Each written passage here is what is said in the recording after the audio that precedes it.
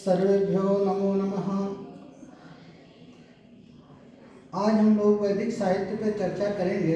वैदिक साहित्य में सर्वप्रथम वेद के बारे में हम लोग जानेंगे। वेद विद धातु से बना हुआ है। विद ज्ञाने विद सत्तायाम। विद धातु 7 प्रकार के अर्थों में ली जाती है। यहाँ वेद के अर्थ में ज्ञान के लिए विद धातु का उपयोग किया गया है।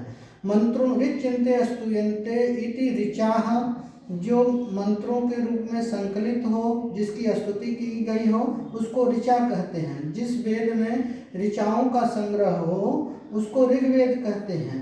और ऋग्वेद के ऋत्विक को होता कहा जाता है। इसमें 10, इसका क्रम 2 प्रकार से है। पहला मंडल क्रम है, दूसरा अष्टक क्रम है। तो मंडल क्रम में 10 मंडल प्राप्त होते हैं और अष्टक क्रम में 8 अष्टक प्राप्त होते हैं। और वर्ग 2006 है और इसमें 1028 सूक्त है। मंत्रों की संख्या 10,580 है। ऋग्वेद के ब्राह्मण ऐतरेय सांख्यायन है, आरण्यक ऐतरेय और सांख्यायन है। उपनिषद ऐतरेयोपनिषद है, कौशिकी उपनिषद है, वास्कलोक उपनिषद है। और इसकी 2 शिक्षा प्राप्त होती है, पाणिनीय शिक्षा और ऋक् प्रातिशाख्य शिक्षा। और यजुष का अर्थ होता है यजन। तो ऋग्वेद के संग्रह हो या ऋचाओं के द्वारा संकलन हो वो ऋग्वेद है। तो ऋक् के द्वारा देवताओं की स्तुतियाँ जिसमें हो, मंत्र का संग्रह हो, वह ऋग्वेद संहिता है। यजुर्वेद, यजुष मतलब गद्य, तो जिसके द्वारा यजन, देवताओं का यजन किया जाता है उसको हम लोग क्या कहते हैं? यजुर्वेद। यज्ञ यागादि क्रियाओं का जिसमें वर्णन है, देवताओं को बुलाने के लिए जिसमें आवाहन, पूजन, यज्ञ आदि का मंत्र संकलित है, वो यजुर्वेद है। और यजुर्वेद के ऋत्विक अध्वर्यों हैं। मुख्य देवता इसमें वायु है और मुख्य आचार्य इसके वैशंपायन हैं। और इसका विषय जो है याग है। और इसकी 2 संहिताएं हैं। शुक्ल यजुर्वेद की वाजस्नेयी संहिता है, मध्यांदिन शाखा है, और कृष्ण यजुर्वेद की तैत्तिरीय शाखा है। तो इस तरह से ये जो यजुर्वेद है ये 2 भागों में विभक्त है। इसके ब्राह्मण शतपथ ब्राह्मण माध्यांदिन शाखा, शतपथ काण्व शाखा, तैत्तिरीय ब्राह्मण, मैत्रायणी ब्राह्मण, कठ ब्राह्मण, कपिष्ठल ब्राह्मण। और इसके 2 बृहदारण्यक और तैत्तिरीय और मैत्रायणी आरण्यक हैं। उपनिषद इसके 6 हैं।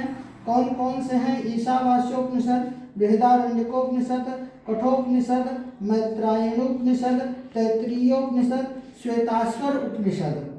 तो वाजस्नेयी इसकी शिक्षा है और तैत्तिरीय है, याज्ञवल्क्य शिक्षा है, वासिष्ठी, मांडव्य शिक्षा, भरद्वाज, माध्यांदिन और शांत। इस प्रकार से इसकी 8 शिक्षाएं हैं। तो यजुर्वेद को 2 भागों में बांटा गया। साम के बारे में आप लोग समझते हैं कि साम को गीत के रूप में, गायन के रूप में, गीत से साम का संबोधन किया गया है। तो साम वेद में यद्यपि साम वेदत्रयी ऋक् यजुः साम को ही लिया गया है, तो साम में गायन, गीत का उल्लेख है, इसलिए उसको सामवेद कहा गया है।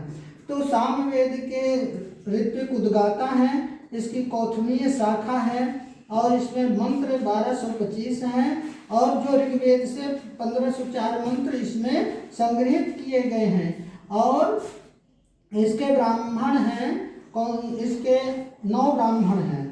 पहले प्रौढ़ ब्राह्मण षड्विंश, उसके बाद साम विधान ब्राह्मण, आर्षेय, देवताध्याय, उपनिषद, संहितोपनिषद, वंश और जैमिनी। इस प्रकार से इसके 9 ब्राह्मण ग्रंथ हैं। 2 आरण्यक हैं, तवलकार जैमिनीयोपनिषद और छांदोग्य आरण्यक है। और उपनिषद छांदोपनिषद है, केनोपनिषद है। और इसकी 3 शिक्षा है, नारदीय शिक्षा, ऋक्तंत्र शिक्षा और पुष्य सूत्र शिक्षा। इसकी सहस्त्रों शाखाएं हैं, परंतु वर्तमान में 3 शाखाएं उपलब्ध हैं, कौथमीय शाखा, रामायणी शाखा और जैमिनीय शाखा।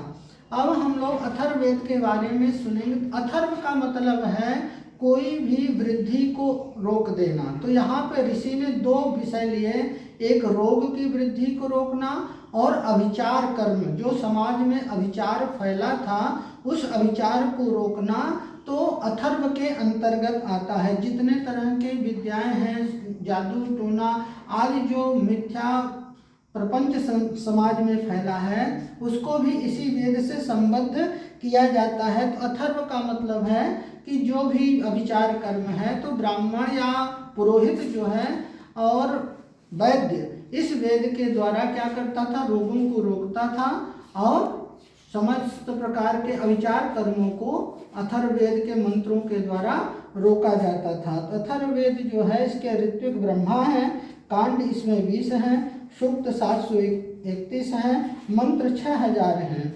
इसके गोपद ब्राह्मण प्राप्त होते हैं, इसका कोई आरण्यक नहीं है।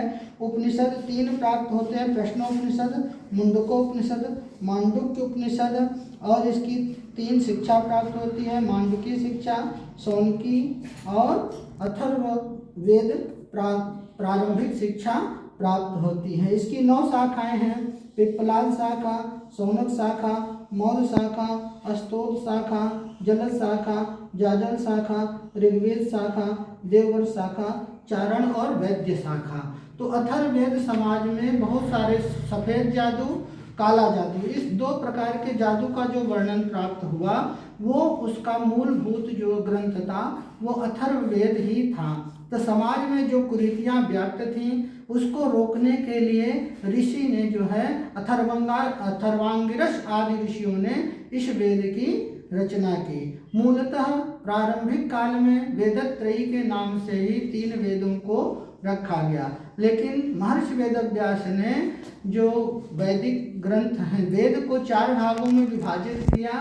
तो उन्होंने सर्वप्रथम वेदत्रयी को ही, ऋग्वेद, यजुर्वेद और सामवेद को ही प्रधान रूप से ग्रहण किया। तो वेद क्या है, हमारे मतलब भारतीय संस्कृति के मूलभूत या सर्व मतलब एक तरह के सिंहासन मान लीजिए या समस्त ज्ञान राशि मान लीजिए। अब देखिए पुरुष सूक्त में क्या कहता है कि सहस्र शीर्षा पुरुष सहस्त्राक्ष सहस्त्रपात सभूमिगुम सर्वतिष्ठा अत्यधिष्ठ दशांगुलम। पुरुष की महिमा को इतना बताया गया कि वह पुरुष कैसा है, सहस्त्र हजारों सिर वाला है और हजारों आँखों वाला है, हजारों मुख वाला है। तो इस प्रकार से उसकी जो कल्पना की गई और उससे परे कुछ नहीं है, मतलब जो कुछ है वो पुरुष ही है।